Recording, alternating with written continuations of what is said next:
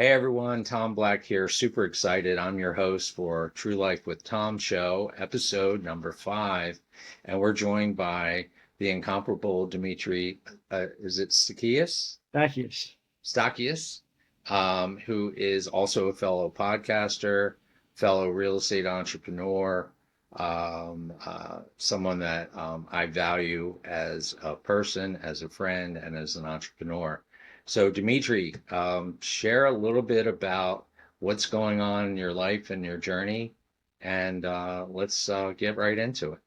Well, Tom, thank you for having me on your show.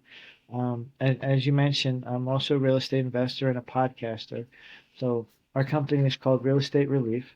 We talk to homeowners in different levels of distress and offer them solution that can get them relief. And relief may involve moving on from their situation and selling their property to people with integrity who will take care of them every step of the transaction and support them in that next journey that they need to take. The Relief Podcast is the podcast I host, and we talk to different notable leaders. You're definitely going to be welcome on the show anytime you can book that availability. But I like to share stories. I like to talk to people and kind of get to know them. A lot of the people I've met firsthand. Um, there's certain guests that are uh, have a larger following than others, and some people just it's a wonderful conversation. And as you're going to see when you continue this journey of being in podcasting, it's not always smooth, it's not always effortless, but people love in the world of podcasting when people are open and vulnerable. We want relatable characters. So let's say in the world of real estate, I've been near foreclosure a few times because of economic difficulties, and recessions, of tenant issues. So when I call someone, when I talk to them, when they call me, I get it. I actually get it.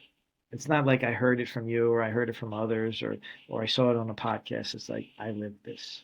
When you live in that mud, you know how to talk to someone on a belly to belly basis. And I imagine in your case, it's like we all have stories of how we've all helped people, and I think that motivates us and inspires us to continue doing this to serve people, not because we're different characters in the real estate game.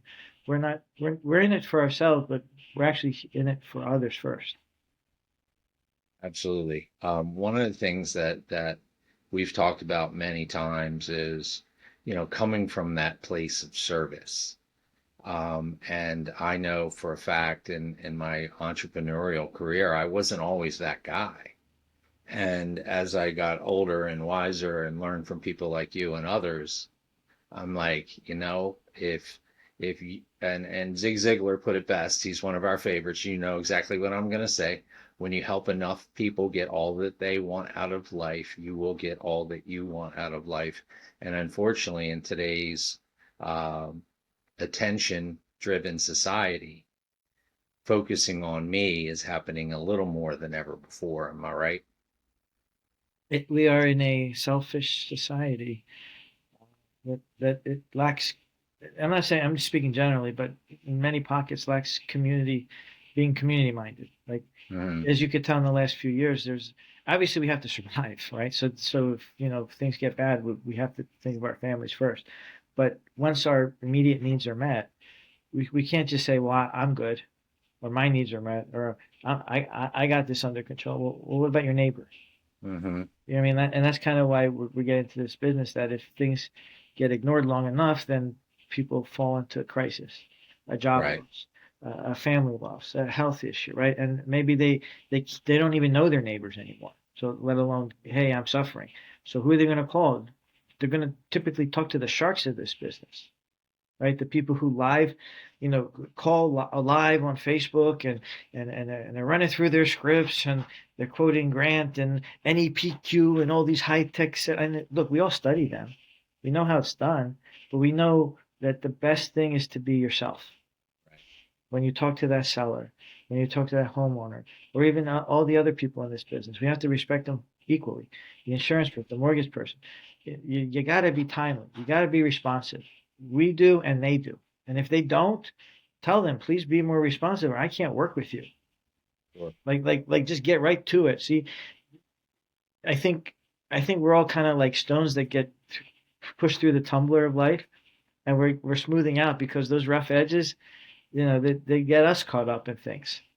Sure, But the smooth sure. stone just rolls right through the river, and on to the next challenge, and which in our case is not a challenge but an opportunity and a blessing. Right, right. No doubt. And it's what brought us together, how we connected. We've been connected on Facebook for years and, have similar philosophies on many things. And I've seen some of your podcast episodes and love them. I did want to ask you, what inspired you to do it? Because I want to share the same with you. So, what inspired you to start podcasting? I I think it was time to, I guess, shift from a consume mentality to a create mentality. So now I consume to create. So I think over our decades of just life experience, we acquire a lot of wisdom, right? And then why should it just kind of go to waste, or why should only a handful of our inner circle kind of know our brilliance? Why don't we share that light with the world?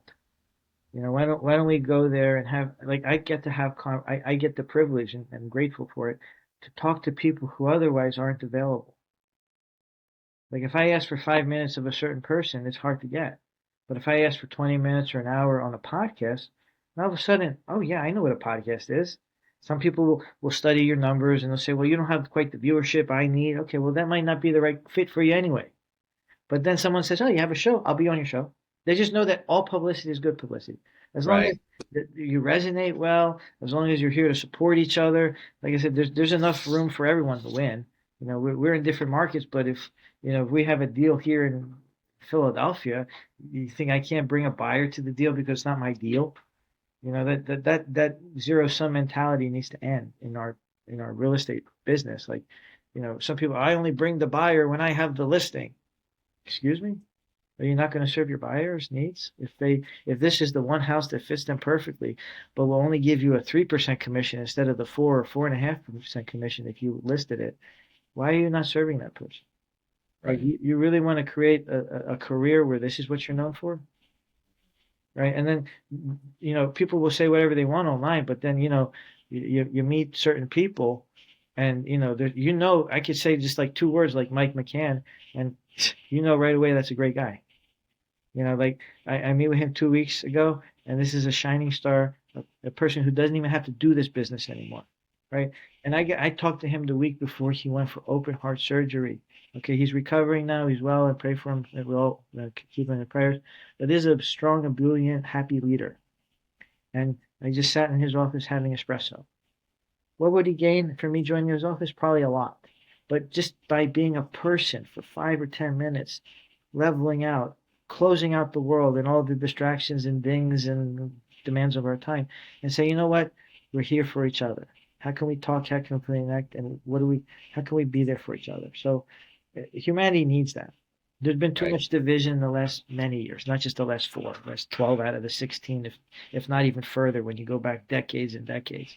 Right. We are, as believers, right? As believers in God, depending on any version of Christianity you follow, in its essence, we can't hate each other.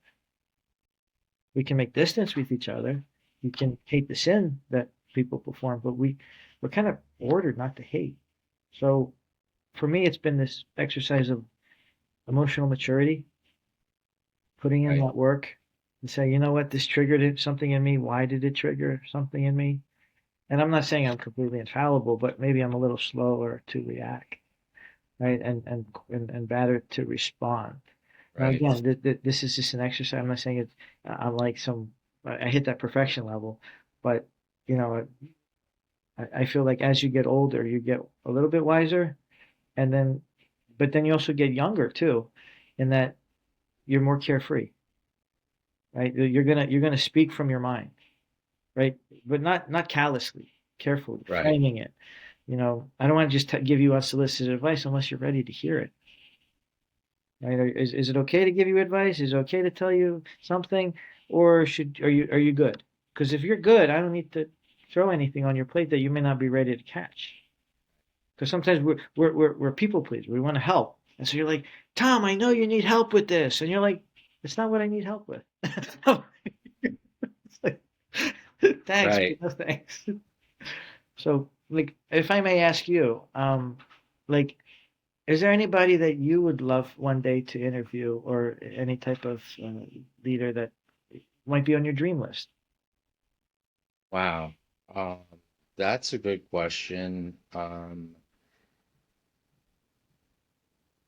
There are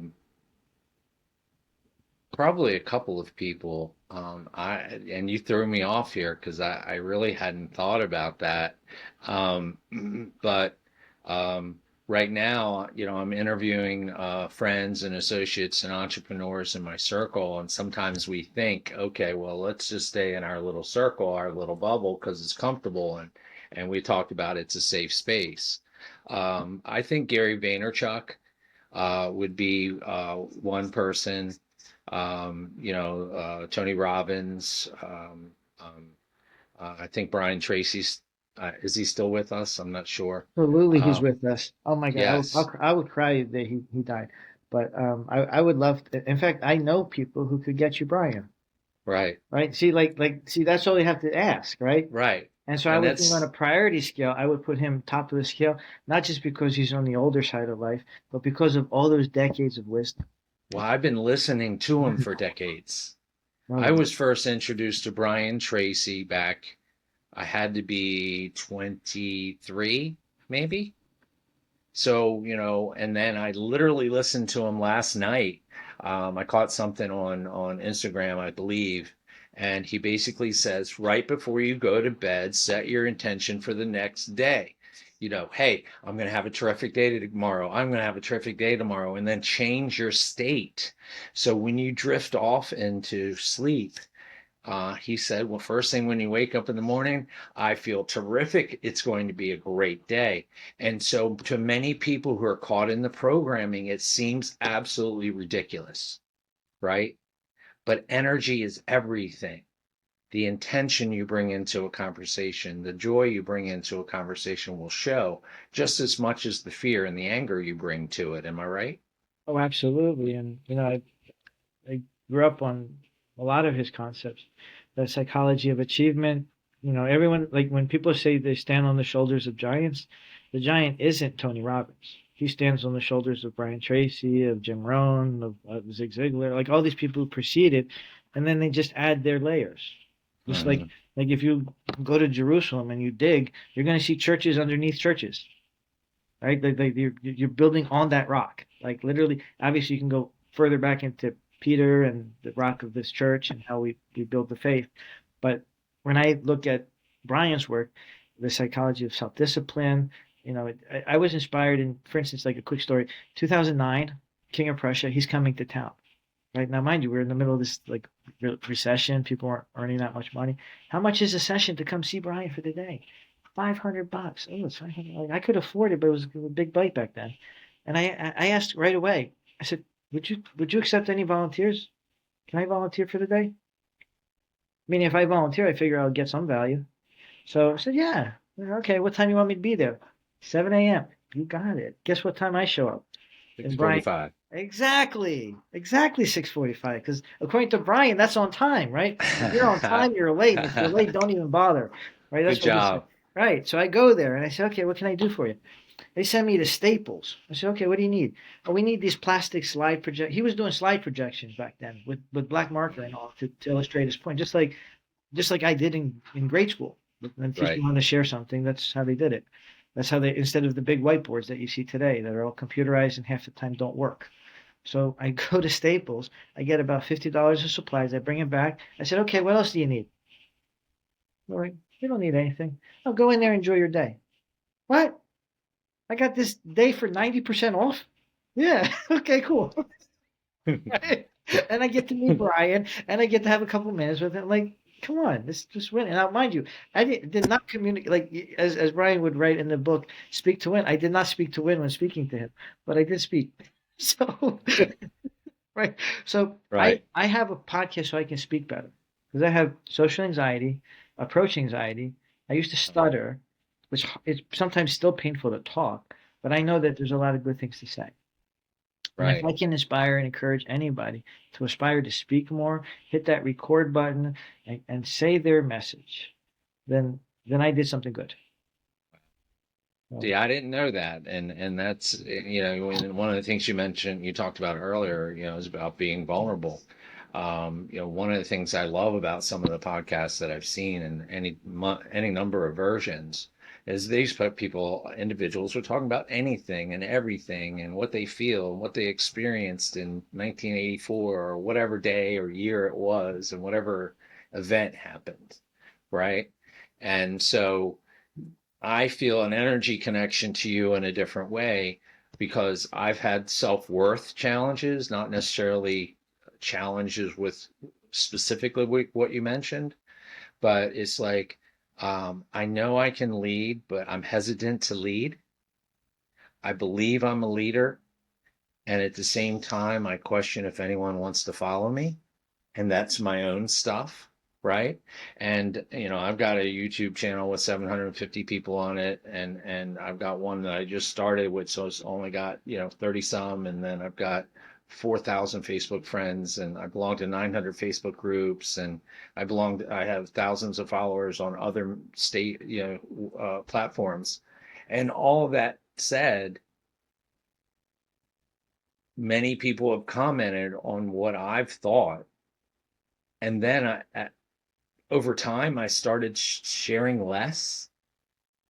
So that's why the reason I created the podcast is I see my role and I think I can lead quietly. And this is what I'm thinking is that this is a great way to be a quiet leader who gets a voice over time. yeah, and like I said, everyone talks about like the alpha male and the beta male, and what about the sigma male, or what about the emotionally mature gentleman who knows how to talk tough, knows how to handle things if things go bad, but for the most part is very mature and even-handed. Mm-hmm. Right? So people need to see that. They need to see that side of you, not just the post, not just your images, not just where you just last hung out, but just this moving image of you, right? Right. And as you evolve, as these episodes progress, people will go into episode 5 and say, "Oh, look how Tom's talked in episode 5, and look how he's grown in episode 20, and look at the caliber of guests he's able to have, and the questions, and the depth, and the profoundness that comes out." And you're like, "Whoa!" And if you don't believe it, just like I said, 1 year, kind of see your future episode and then come back to this one and say, wow, look at Yeah. the growth. Look what I got to do. Right. And it's chronicled. Right. And then once people get to know you on episode 20, guess what? They'll tune into this episode and they'll come back and say, what more does he have? And what more can I learn? Right. And so people have this never ending thirst and hunger for information. But we need to learn. And here's a tidbit for you is to cut up into segments, right? Like this is something I just started adapting with recent episodes. Is people may not have an hour or two right away to hear the whole thing. Right. They have all these other obligations on their time. So maybe a 2 minute segment of what moves them the most and what's going to fire up their day or get them out of the stuck circle they're in. We did something good. And if it Right. ends up coming back to us in a deal, if it ends up coming to us in a connection or somewhere where we can serve, it's all good. I said, we know that we're not chasing $1 billion a year, but you know what? A million's not bad. Right. Yep. And see, a million in our hands isn't so that we can, show off with Rolls Royces and beachfront homes. Sure. It's so that we can actually do some good, not just for our families, but our communities. Yeah. And then you're inspiring other people in this business to do good, help the Right. homeless, help, Boys and Girls Club, any kind of cause that inspires you, that needs support, we need to support it. Sure. We can't just Sure. sit here idle and say, well, let them take care of it. Well, who's them? It's us. And again, I don't want to go too political, but We America, call it the village. I call it the village. the village, look, the village, again, when, Hillary said it takes a village to raise a person, she actually was right. It, I just don't want her to lead that village. Right. She could be in that village, but, when you think about when Trump was serving McDonald's French fries for whatever 15 minutes more than his opponent, in Ben Salem, in local place. this couple comes in there, right? And there was Indian immigrants, and everyone has their struggles. My father had his struggles as an immigrant from Greece, just earning his way, building his business. And these people go in there and say, "Oh, Mr. Trump, we're just ordinary people."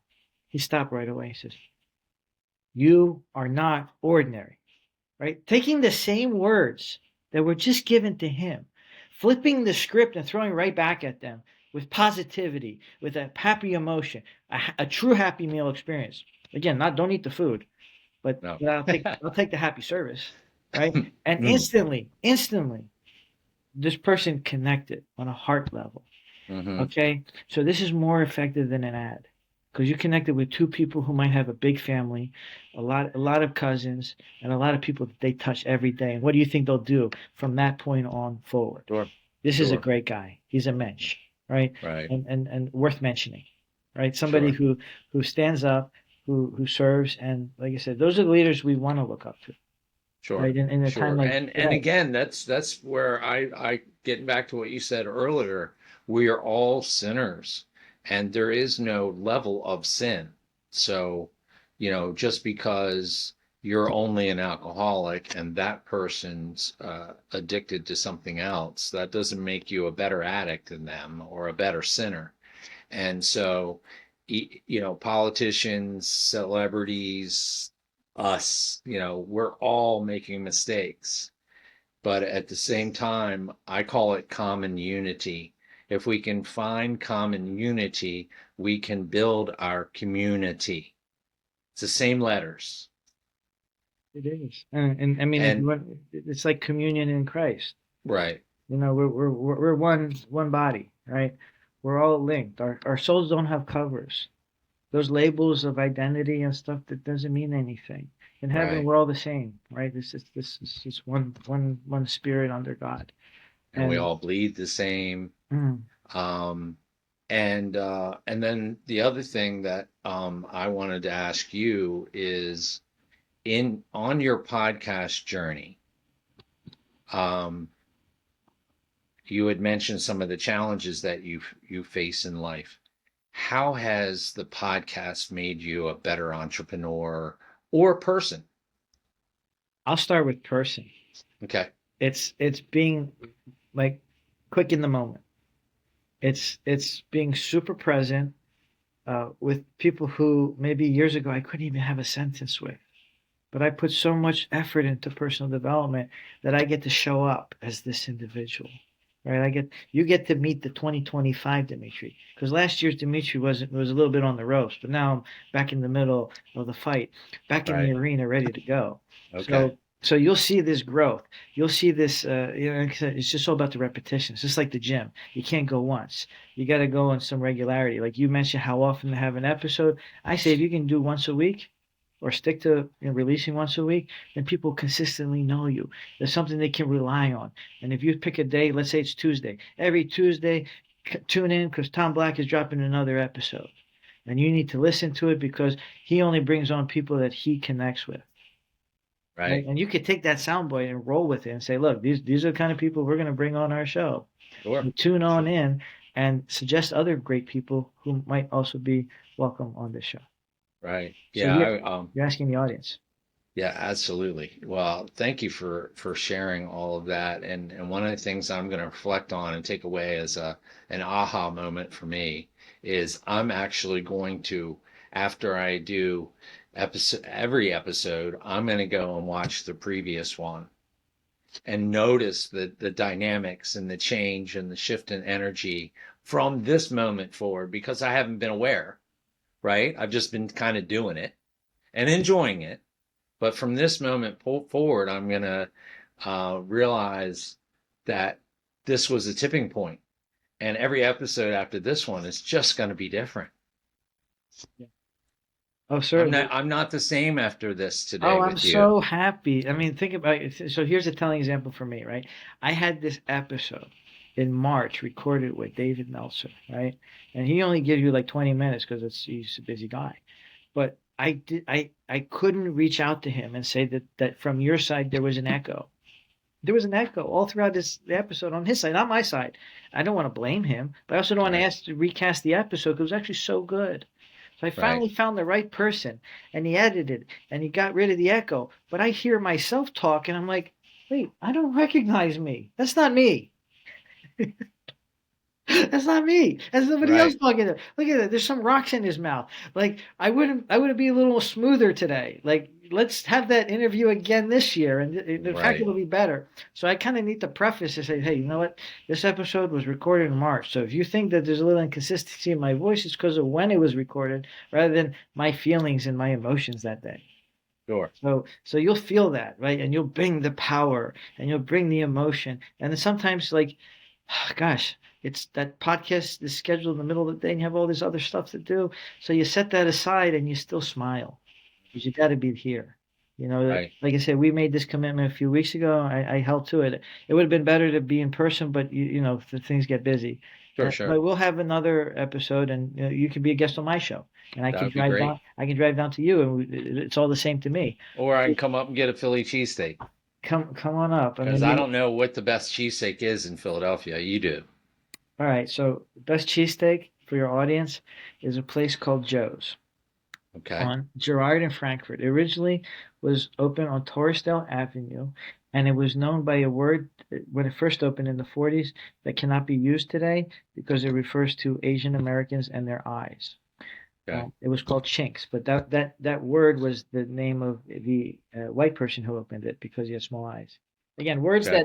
that didn't seem like they were offensive are terribly Right. offensive today. Or it wasn't his intention at the time at all. Right, right. It was just Right. more like as a Understood. descriptor, like somebody has a big Right. nose or a long Right. chin, like Right. Jay Leno. Nobody seems he's not offended if you make fun of his chin, but again, different times, different things, and it's Oh all yeah. about how things are interpreted. So we Hmm. want, like I said, this nice, wonderful food. Let's go to Joe's. It's on the corner of Girard and Frankfurt. It used to be a Greek diner. I tried to buy that place. Okay, I went into that diner in like 2010, and I said, guys, I want to buy this. Walgreens is telling me they want, they might want this, and I'll offer you like 700 grand. And they're like, no, we want to keep this diner open because, the grandkids are going to college and they might not like the jobs. And so they might want to work in the diner. I'm like, you're going to make them work in the diner? Apparently they didn't because they sold a couple of years later. It just Right. wasn't to me, right? Because, Right. sometimes you don't want to sell to your own people. You want to sell to an outsider for a little more money. Again, Okay. whatever works for you, right? Sometimes people will sell their properties to us. Other times they'll reach out to that hedge fund or that private equity firm or somebody who they think will pay them more. But then there's more paperwork. Then there's more red tape. Then there's some surprise charge or an inspection or maybe last minute they can't buy the house, right? And they don't care because they're just running by portfolios and spreadsheets. You sit there and say, you know what? You have how many years in this business of real estate do you have? 20. 20 years. There Mhm. aren't that many people who last 20 years. And there's a lot of people who say they've done it for 20 years, but just being an active licensed agent doesn't mean anything. It's how active you are, how plugged in you are. And to me, I don't size you up on activity. I size you up on the stories. Like share a quick story, if you would, uh, of a family that you helped, like transition from suffering to some type of relief because they sold their property to you. Okay, well, I'm getting chills and goosebumps already. I'm going to tell you the story, and it was the most difficult thing that I've ever experienced as maybe as a person in my life. And it's a feel good story at the end of the day. Okay. So, a friend of mine, Sean Sargent, fellow real estate investor, uh, um, lived here in Maryland. I think he's since moved to Florida, but he had a seller in Delaware who wanted to sell her father's home in Newcastle. I went there. Sherry and I we're walking up the sidewalk to meet the. I think she was the PR for the estate, and then she had a brother and a sister. We walk up to shake her hand, and smoke is billowing out of the kitchen window, billowing out of the kitchen window. Her brother is there as well, tries to go around the back door to get in, can't get in, tries to go in the front door, can't get in. They call the authorities. The house is fully engulfed. Minutes later, they show up, and the seller's sister and dog expired in the fire while we were standing on the curb. So my wife and I stayed by her side for over an hour and a half, almost 2 hours, to just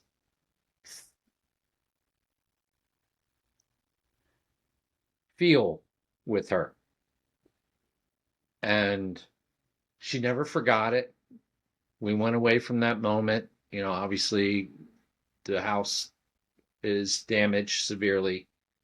She has another house she wants us to sell. So I don't hear from her for, I don't know, maybe a month or so. And I check on her, 30 days later. Hey, thinking about you. You're in my prayers. You okay? Yes, I'm okay. My husband and I own another house in Delaware. We want to sell that. I said, okay, great.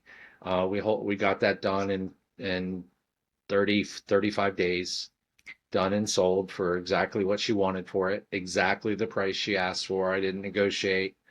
She said, I know I could probably get X if I listed it. Can you get me Y? I did. The buyer paid us a nice fee to get it done. And then shortly after that, we sold the house that had burned out for her as well. And shortly thereafter that, she did the most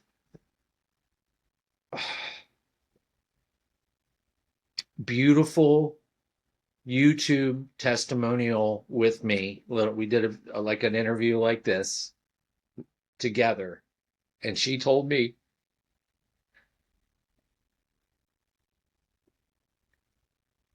how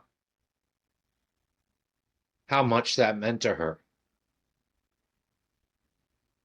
And she'll never forget it. We couldn't leave. But we were at the house and this was happening, and the fire people put it out, and they took her out and all the stuff that went on. We just couldn't leave. So I would like to say that was a turning point for me in my life, in real estate and life in general, is that sometimes you just have to be present, like you said, and be of service. Because at that moment in time, there was no longer an income opportunity for me, but my humanity kicked in. And because I love my boy Sean, who's also a believer in God and Christ and a follower and someone I love and respect, he's been a Facebook friend of mine for like 5 years. I've never met him. Since that really horrific event, beauty has come from it. Sean got 2 checks and never left the comfort of his home. And so thank you for letting me share. I just it just came to me, and I'm like, she's a doctor, she's a PhD, so she's a therapist. So she treats people who are dealing with trauma, and then she has this, right? But anyway, I just hope anyone that heard what I just said, it was a beautiful, as we look now, wish it hadn't happened, but a lot of beauty and love came out of that tragedy. I mean, we're called to serve, right? In that moment, you're called to serve, right? You had that option to say, well, it's not my problem. It's somebody else's problem, and I got something else to do, and maybe this is too much, and we got family obligations. Or you can sit there and say, you know what, like, what would the Lord do? Are you going to let that person just kind of drown in their despair? Or are you going to, as Simon Sinek said, sit in the mud with them? Right? And if it took 2 hours, so be it.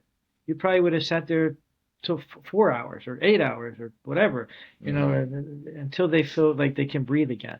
Right. Right. And feel like, okay, well, tomorrow's another day. Things happen in the world that we can't understand, and it's in God's hands. Right. Like even just being that friend, or even just having that compassionate smile, and right. I can see it in your face. Like I said, this is like a loved one. And I can imagine this is why you do what you do.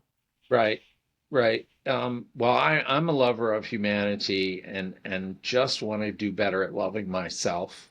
If there's anything I can be vulnerable about today, is that um, that self-care is a priority, and I'm making it more of a priority every day because I can shine a bigger, better, and brighter light if I give myself a break. That's necessary because I think we're so tough. So I'll speak for myself on this one. I think I've done a lot of that, what they call the shame, blame, guilt cycle, right? And you look in the mirror and you forget self-love, no love, negative self-worth, right? So Hmm. that's why people pour their fortunes into personal development to seek validation from people who mostly don't care about them. Well, Ooh, ooh, okay, now well, we went there. there's some truth to that. What I believe that there are some thought and mindset masters or leaders that I value their opinion. Um, um, I don't know how they handle the energy exchange. You know, Yes. sometimes you go to a concert and there's 100,000 people singing your song, or there's 20,000 people hearing your message. How do we not get just absolutely exploding with joy in those moments in time, right? And so, um, you know, I'm just grateful I had the opportunity to be there and be present in that moment, right? And she and I are, different people, and she comes from a different background, demographic than me, but just one of the most beautiful human beings. And I talked to her on the phone before we met. Couldn't have been nicer. And after about like I said, about an hour and a half, 2 hours, she insisted that we would leave. She said, "You need to go get some dinner. I'm okay. Thank you. Love you guys. Appreciate it." You know, and so now, and when I go into any new conversation, what ends up happening, somebody says something about what's going on in their world, and then I want to figure out what do they need. So what do you need in your podcasting business? What do you need or Oh, want? what I need? I probably need accountability to make sure I do it every week, right? I probably Okay, need to be like, hey, are you sticking on the schedule? Like, you don't have to call me, just text me. Like, are you I'm sticking to gonna your write it schedule? down. There you go. And I could send you the same message. Be like, so you did mention before the podcast that weekly sounds good. Or do we have any reason why we can or cannot stick to that plan? Right.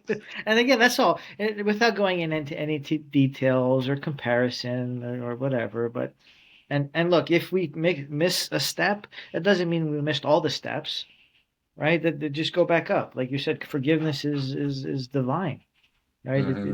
It's our task to kind of aspire to the divine, right? Not replacing God, but kind of aspiring to be like Christ, and Right.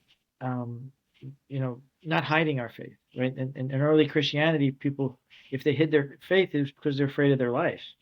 And I say, whoever is afraid to lose their life loses it. And whoever is not afraid to lose their life will gain it. So, we don't have things to lose because all we have is our reputation. If we don't do that next deal, it's okay.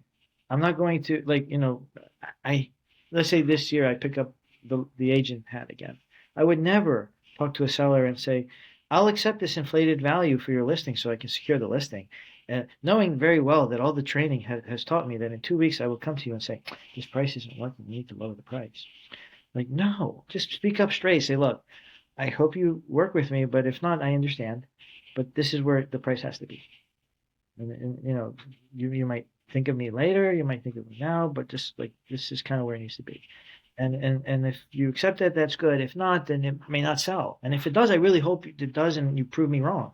But like I'm thinking for myself. If this were my property, this is where kind of I would price it, because the purpose is to get it sold, not just to have it on the market, right? Right. Yeah, yeah. And the same thing with your assignment deals. If you're like, what, it's August, everyone's on vacation, and not too many people are buying, so that price that we were hoping to get is not going to really happen. So if there's a little bit of flexibility, maybe there's some of these other investors who are in the middle of their summer vacation will step in. But I don't know about you, but my goal this year is to step into more of my own deals, and probably all of Right. them, because I don't want to have to beg someone that, hey, this is a great deal, buy it. And you're like, well, I don't know, the moon's not lined up, my wife's yelling at me, like all these things that aren't Yeah. even excuses. They're just reasons Right. to close the phone and move on to the next caller. Right. But we have to keep smiling through all the challenges in our business. And one thing I want to ask you is where do you see your local market going this year in real estate? Well, I like to refer to Baltimore Metro because that's more of the local market. I don't live specifically in Baltimore, but one of the things that's happened in Baltimore in the last 20 years is that prices have gone up exponentially, but it's still one of the cheapest cities in the country.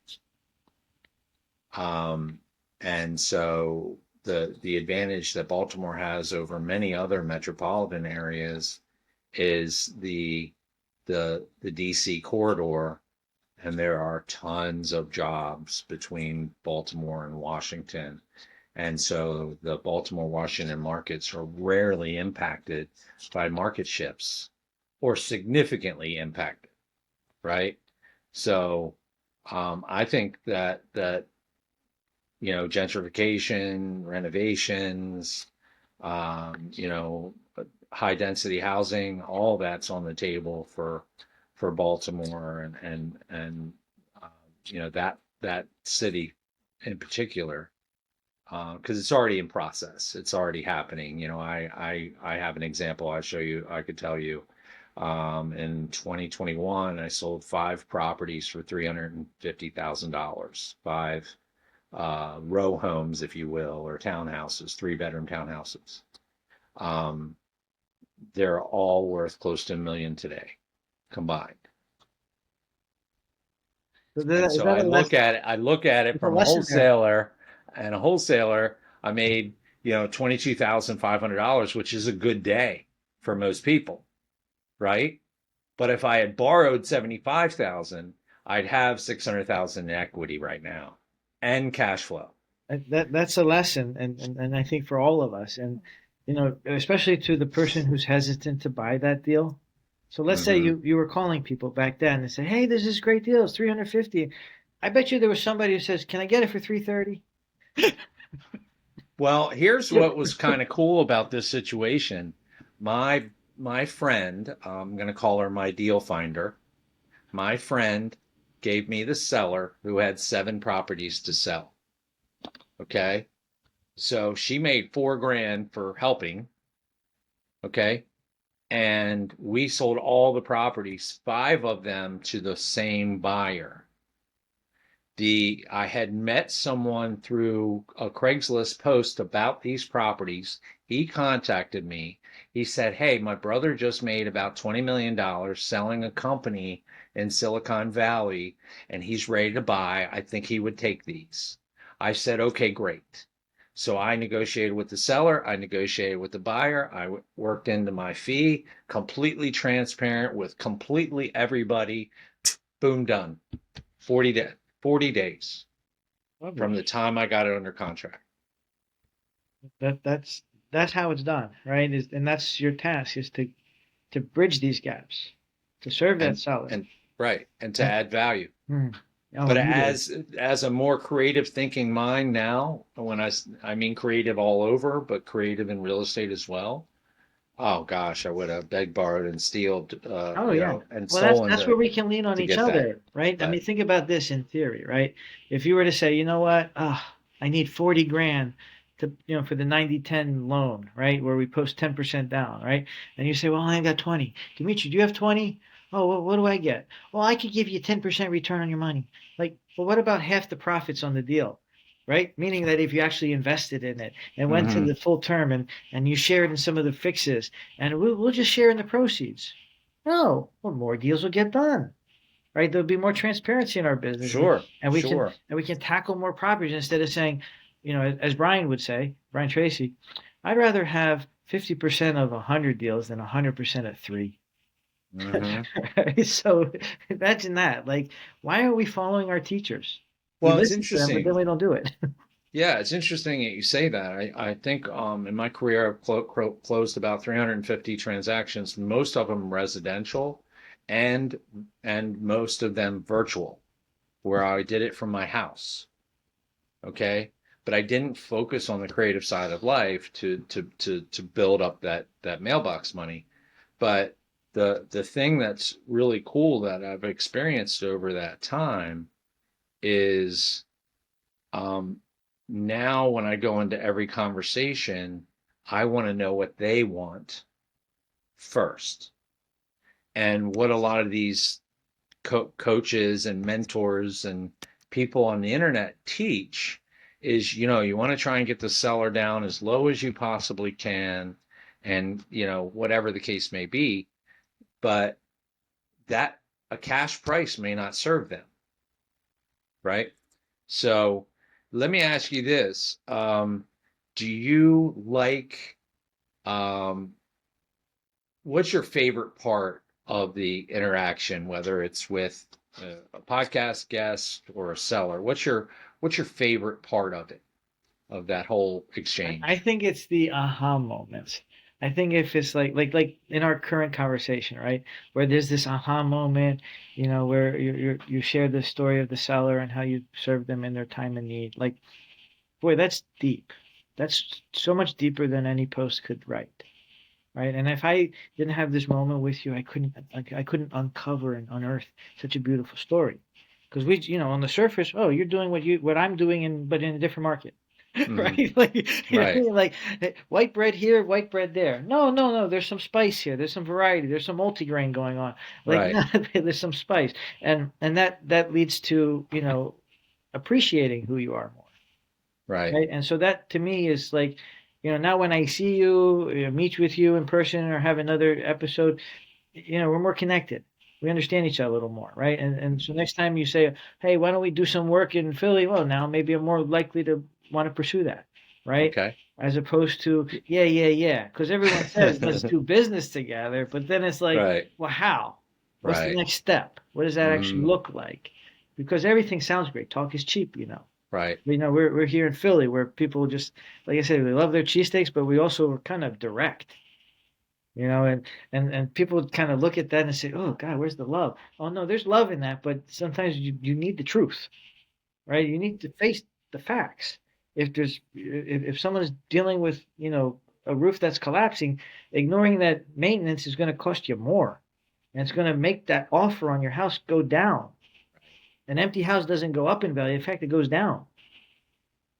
Unless by some luck or chance that you're in a rapidly developing area and that price goes up. Like that neighborhood you talked about. Was probably an emerging market that turned into a somewhat mature market within 5 or 10 years Right. because of the pace of development. Like meaning Well, that was probably an early adopter who picked it up for a song, and then other people started buying properties in that area, and then it got filled up and beautiful. and it was even a specific buyer. What they benefited from is that Johns Hopkins Hospital started buying everything around their properties Yeah. and are still buying, Yeah. right? Apparently a lot of these hospitals have unlimited supplies of cash.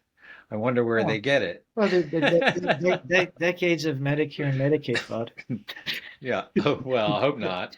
But The office of what is it called? DOGE, what's it called? The Department of Government Efficiency will soon right, uncover all this stuff. But until then, we still have the money. And the same thing right. with locally. University of Pennsylvania Health Center builds a $1.4 billion 3D robotic surgical center as a nonprofit organization, paying people a high salary on multiple levels, many who deserve it. But if we object to the system, object to this, what a nonprofit organization is, right? Hmm. And so it's kind of run like a business, but with the protections of the nonprofit.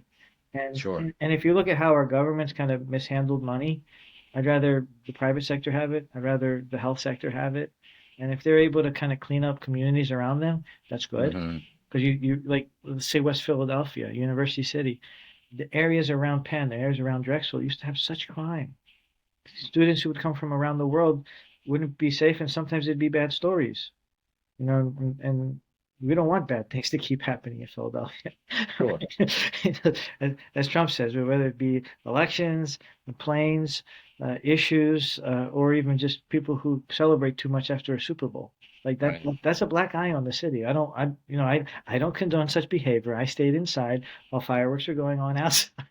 But, but tomorrow I'll be at the parade on Valentine's Day, and the Eagles get to celebrate. I'll be there with some friends, but I won't That's be, good. but I won't be climbing any poles, so you won't see me on Yes. Facebook. Yeah. You've heard all sorts of crazy stories about that. So Yeah, flashing back to you, sure, um, do you have any stories? And I'm going to sure, open it up. yeah. Have you had any examples of how you served others, whether it's a seller or even a guest that Um, kind of stands out? so the guest, I'll answer both. So the guest aspect, um, I feel like it's when someone says, "I've never been asked that before," Nice. right? But not Or in that, I've never been asked that before, almost like right, offended, but more like, "Oh, you're really helping unlock my box." Or if I ask somebody who's of faith, like you, how does your faith drive you? Right? That's just a simple common question I like to ask people who I know are of faith. right, If someone has never identified their faith and only cares about finance, I'm not going to guess if they're a believer because they might right, say they are, and I don't know if I'll believe it. right. Right. And so I don't want to have that inauthentic nature in the show where it feels like, almost like a paid promotion. Even though no one pays to be on the show, I don't want it to feel forced. I don't want to feel like when is this conversation going to end? Like I said, Sure. here I have no time limits because it's just two friends talking.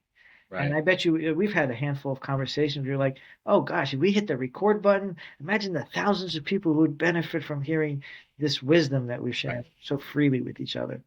And the other thing is the seller situation. So, as I mentioned before, this was a property in the middle of the summer, August. And the seller needed to sell. They couldn't afford keeping it. They weren't able to fix it up. It was already a shell. It was actually starting to get condemned because it was starting to collapse. And the sooner they sell, the sooner you get something, right? That the person who buys it can either knock it down, build new, or fix it and stabilize it. But as I said, it was the middle of the summer, and all the buyers who I typically call were not answering, or if they did answer, they're not interested because I'm on vacation mode. I'm not coming back to town till whenever. Ugh. So what do? I keep calling. I have to serve that seller, right? And the time is closing, so I can't sit there and say, "Well, I couldn't get this deal done for you," and I didn't want to buy this one. I could right. have. I had the capability to, and all of us who are in this business cannot sit there and pretend that we're buying stuff. Like that's the 11th hour option. If I need to, I go get that loan and get that deal done because that's the burden I put on myself. I don't want to sit there and say, "Well, we tried and it didn't work out." Well, I thought you bought houses. Well, no, we try to buy houses unless somebody doesn't come through. Like, no, that's not the business model that I want to continue with. So, I'm trying to make a little bit of money on this deal, like we all should, to provide a deal that when you buy this and you put a certain number in there, you get a certain number back, a healthy margin. Can I get 5,000? Can I get 10,000 on this deal? Not quite. In fact, nothing. I thought maybe one or two. No, nothing. Okay. Well, again, some wholesalers would sit there and say, yeah, that deal's not going to work, and then not serve the seller, Right. right? And then drop the contract and say, oh, well, no, we need to have a minimum amount because we spend so much on marketing. No, no, I know that. I spend it on marketing too. I have staff. I just hired someone today. Like this is extra cost that I'm going to have to incur as an investment in the business. So when I was able to sell that for break even, I know I did a great job. I made no money, but I did a great job. So like, and I imagine there's stories like that for you where the seller got to be served. I'm sitting there saying like, I'm happy for you. I am. I truly am. Like, it would have been Right. nice to get paid, but oh well. Again, if this continues, I'm not in business anymore. Like Right. if this goes on and on forever, but occasionally, I want to serve the seller. Right now, I don't know if I could go in the hole much to help a seller, but I would definitely do it for no money. So I feel like I got to help that person move to their next step in life, move closer to their family, like enjoy whatever's going on in the future. And people get to that point of humility, and I think you've seen it with some sellers. Maybe in the past they would have been, oh, we demand this top dollar, and if it's not here, we're not happy. But now then things change, conditions change, circumstances change, and hey, you know what? If I just get this, I'm thrilled. God bless, I'm thrilled.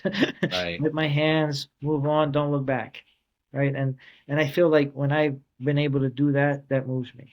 Or I own a property now where the seller made the terrible mistake of marrying the wrong person. Three generations owning this house, 57 years, right? And she married somebody. And she loved him so much that she added him to the deed. And then he went and killed somebody. That's not her fault, but he goes to jail. She drinks and continues drinking and stops paying the bills, the electric bill, all the bills. Why? Because, made a bad decision. Maybe, you shouldn't have married that person. Definitely shouldn't have added him to the deed. So when it was time to sell, at the closing table, when she's like, I can't believe you want half. She's not even talking to him. He's in jail. Talking to his brother who has authority to sign for him. And we had to negotiate right there. So can you take a lower percentage? Because clearly you didn't really put anything in this. And it's going to some whatever fund.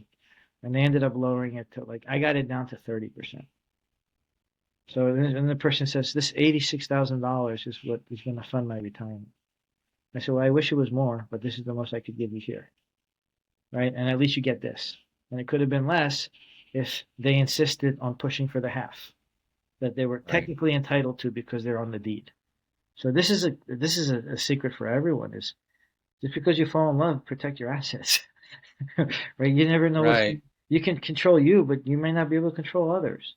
And Yeah. And people that's who are why, stable today go unstable tomorrow, and it happens. yeah. And then some people are like, oh, well, prenuptial agreements and those kind of things. And it's like, well, wait a second. If they've built something amazing, and let's just do the math. If 50% of all marriages end in divorce, you know, I think 100% hopefully go in with good intentions.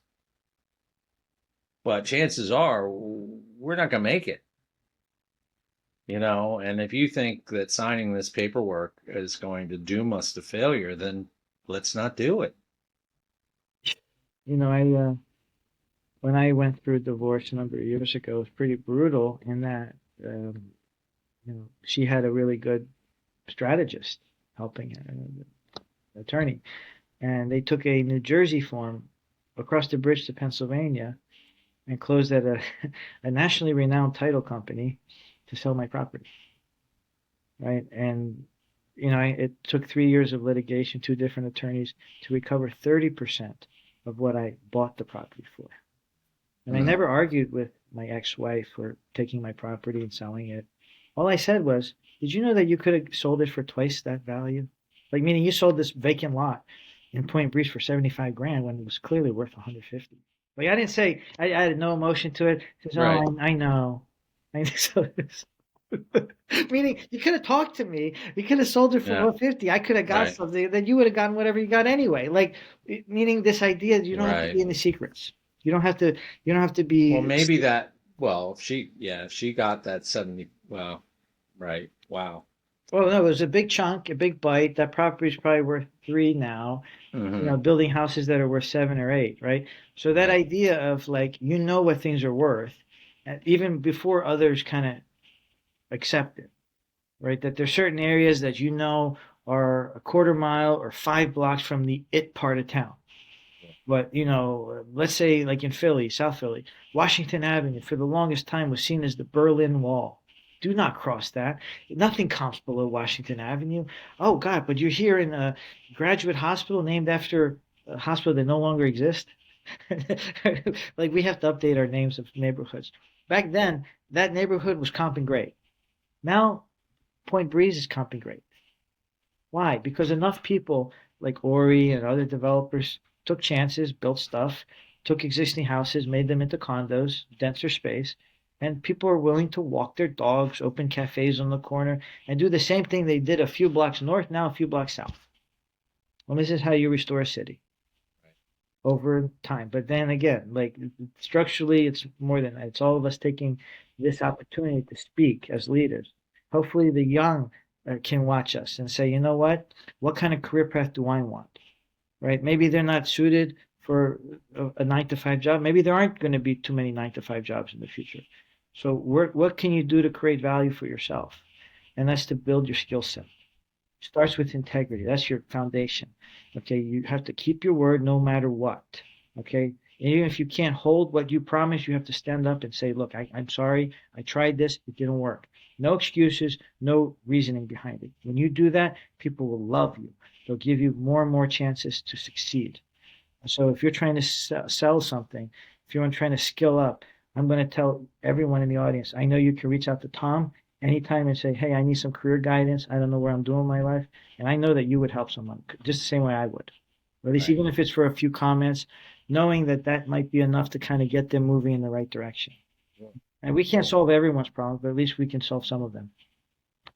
question. Hey, as we wind up here, what I wanted to ask you, with all the years of personal development, the podcast, the real estate, all of that together, what are some like your favorite philosophy or phrases or cliches that kind of encapsulate what you do and how you do it?